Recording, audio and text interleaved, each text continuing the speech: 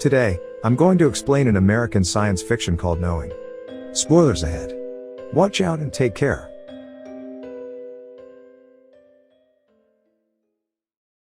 In 1959, a small girl, a recluse called Lucinda, is in school. It's playtime. But she is away from the other kids, with voices whispering around her. Their teacher, Miss Taylor, comes to call off the play break. She had to call Lucinda separately because she wouldn't budge. Next, the teacher is in front of the class. She reminds them that tomorrow is the school's official opening day. She tells them that the school celebrates its opening with a competition, in which students draw a picture of what they believe will happen in the future. The children are excited and begin to draw different things, except for Lucinda Embry, who is guided by whispering voices to fill her paper with a series of numbers. Before she can write the final numbers, the allotted time for the task expires, and Miss Taylor collects the students' drawings. The works are stored in a time capsule to be opened 50 years later. The next day, on the opening of William Dawes Elementary School, the principal welcomes everyone and announces the burial of the time capsule. 50 years from now, their descendants will dig this time capsule up. After the time capsule was buried, Miss Taylor notices that Lucinda has gone from where she was. The staffs begin calling her name, looking for her within the school. Miss Taylor goes down a staircase and hears some noise behind a door. On opening the door, she finds frightened Lucinda with blood on her hands. She had written some things on the door with her fingers. This is the remaining numbers that she hasn't finished writing the day before. She looks very scared, and asks the teacher to make the whispers stop. Fast forward to 50 years later, the movie's present day. An astrophysicist, John, finds it difficult to control his depression after losing his wife. He has trouble believing that there's meaning in life after his wife has died in a fire accident. He also has a son, Caleb, who also struggles to move on. The next morning, at Caleb's school, the current principal announces the unveiling of the 50-year-old legacy, the time capsule, that was buried 50 years ago. She calls on old Miss Taylor, the same teacher from 50 years ago, to do the honors. The capsule is opened and the children each receive an envelope. Caleb receives the letter from Lucinda, and opens to find numbers on the paper instead of drawing like everyone else. While staring at the paper, he begins hearing whispers from everywhere, and notices a figure standing far away from the school, but it's gone when he checks again. At home, Caleb tries to ask permission to go to a friend's place for a sleepover. While talking, his dad notices the paper from the school and queries him about it. He wasn't supposed to bring it home. Once John puts Caleb to bed, he starts to get curious about the list of numbers himself. He accidentally puts a whiskey glass on top of it, and it makes a circle around specific numbers.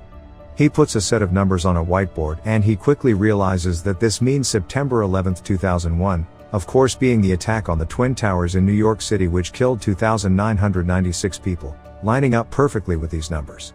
Certain that this is just a coincidence, he puts all the numbers on the whiteboard and investigates further. He figures out that the list is full of similar things. Dates, years, and lives lost at specific tragic events such as explosions, crashes, earthquakes, hurricanes, etc. These are all listed in the order that they would have happened since 1959. He uses red circle for the date of the tragedy, and blue for the death count. But there are some uncircled numbers that he can't quite figure out what they mean. So the next day, John talks to a colleague, Phil, about the numbers on the paper. He explains that every set of numbers matches a major disaster in date and lives lost, and the predictions of the numbers have been consistent. Even the date his wife died was also there. John tells him there are 3 sets of numbers that hasn't happened yet, and one of them showing 81 people would die somewhere tomorrow. Phil refuses to believe because it's too crazy to be true, and thinks that the numbers are just coincidences, as there are also uncircled numbers on the paper that apparently has no meaning. He suspects that someone may be playing a joke on John. John begins to search for more details. He goes to Miss Taylor, who was Lucinda's school teacher back in 1959, when the time capsule was buried. He wants to verify the authenticity of the letter. Miss Taylor confirms that this is the original, and tells John about Lucinda scratching on the door after the burial of the capsule, and the weird circumstances surrounding it. John expresses his desire to meet Lucinda, but it turns out that Lucinda had passed away due to a drug overdose several years ago. At home, while trying to get some contacts over the phone, he sees a couple of strange men pull up to the yard in a car. Caleb goes up to the car, and the strange men give Caleb a rock without actually saying anything to him, which of course freaks John out. He reminds him to stay away from strangers and sends him inside the house. While searching through the net about Lucinda's death, his sister, Grace, startles him. Grace wants John to visit his family because he hasn't talked to his father for a very long time. But he refuses. John has a difficult relationship with his parents due to them being extremely religious, and John is an atheist. The next day, on his way to pick Caleb up from school, John is stuck in traffic. He tries to reroute but no alternative route. Looking at the coordinates on his GPS, he realizes that the uncircled numbers he couldn't figure out on the list earlier are in fact coordinates of all the locations where the tragedies will happen, and he is exactly at that location. He leaves his car to find out why the road is blocked. While talking to the police, the prediction happened: an airplane falls to the ground, several people burn and die while he tries to help. He goes back home while still having trouble believing what just happened. John goes online to search about the accident only to find the report stating that 81 people have died. At night, a strange man walks into Caleb's room. Caleb wakes up and the stranger shows him a revelation of everything being destroyed, while the animals are running for their lives. Caleb screams. His father runs into the room and carries him from the floor. John sees a strange man through the window while holding him up, and runs out looking for him, but he's gone. The next morning, John and his son trail a woman and her daughter to the museum. At the museum, he meets the woman and they introduce themselves. She's Diana, Lucinda's daughter. John later explains to her that he followed her to ask about her mother. Diana becomes upset at the mentioning of Lucinda. He explains that Lucinda's prediction had come true and only 2 remaining, and the last one will happen 3 days later, on October 19th, and 33 people will die. He needs her help. However, Diana leaves with her daughter Abby, saying she cannot help him. At home, there is news of a possible terrorist attacks. John searches the location of the next disaster using the GPS coordinates. He finds the location, a subway station, and tries to warn the police. John goes all the way to the subway station, and chases a guy he thinks is a terrorist into the train. The police follows them. They discover that the guy is just a petty CD thief. The train sets to move but they see a derailed train heading towards them, and there's chaos as everyone tries to escape. The train kills a lot of people, fitting the prediction once again.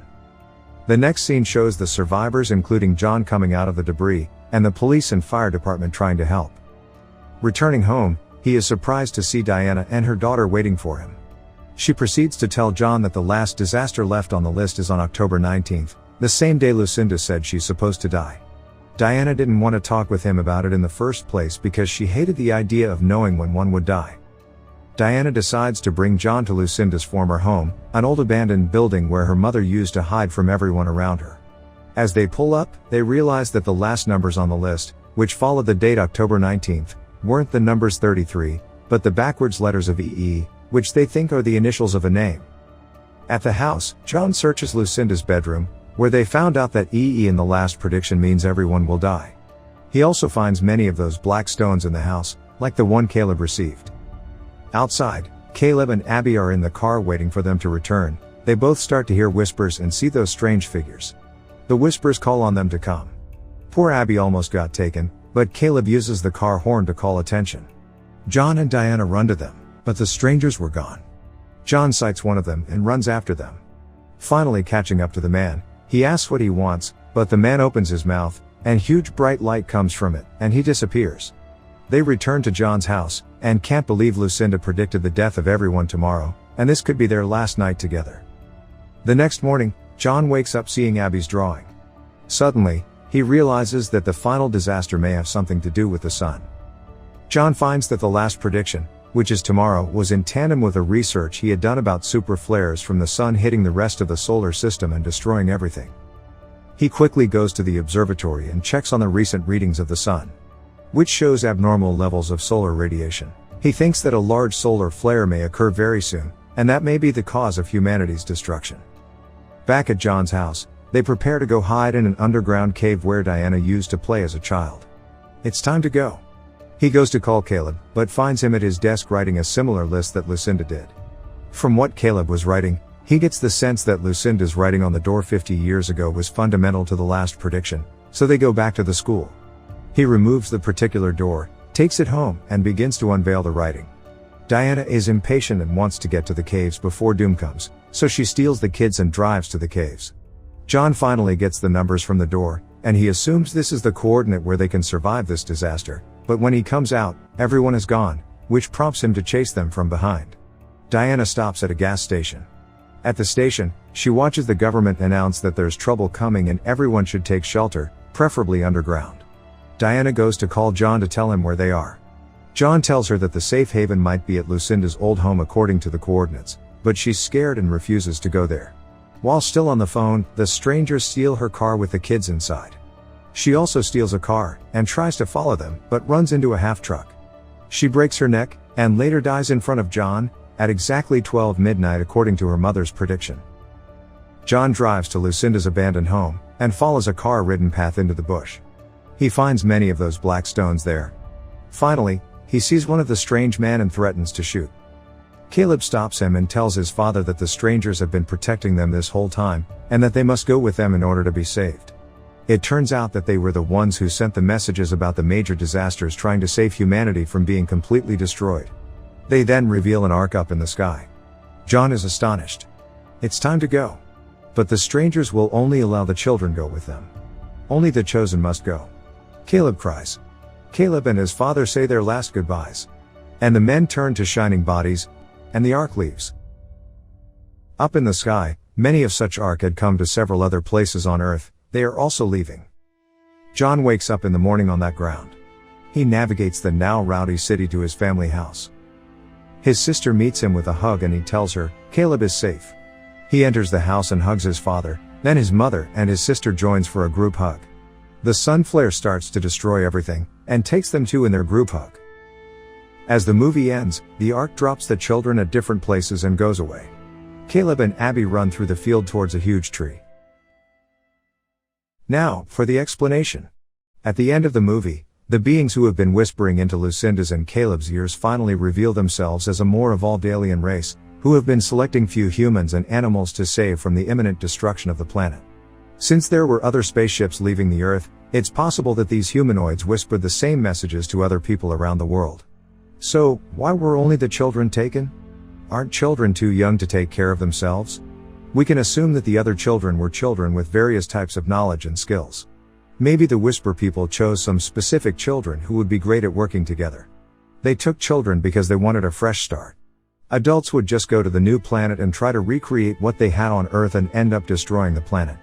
Children are more of a blank canvas, and will have a more open mind as they grow older, and learn to understand why the aliens do this. It's also entirely possible the aliens don't simply leave the children there to fend for themselves. It's possible they stay in the skies and observe, and then come down to the planet to teach the kids how to build and how to survive. That's my explanation for the movie.